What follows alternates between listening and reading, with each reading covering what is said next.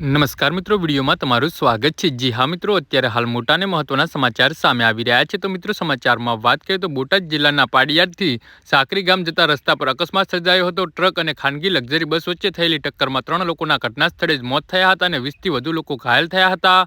મૃતકોમાં વલ્લભભાઈ વશરામભાઈ ગોહિલ, અલ્પેશભાઈ બચુભાઈ વસાણી અને મુકેશભાઈ બુદ્ધાભાઈનો સમાવેશ થાય છે, જે બધા રાણપુર તાલુકાના ઉમરડા ગામના રહેવાસી છે। જી હા મિત્રો, અત્યારે હાલ મોટા અને દુઃખદ સમાચાર સામે આવી રહ્યા છે। ઘાયલોને બોટાદ અને ભાવનગરની હોસ્પિટલોમાં સારવાર માટે દાખલ કરવામાં આવ્યા છે।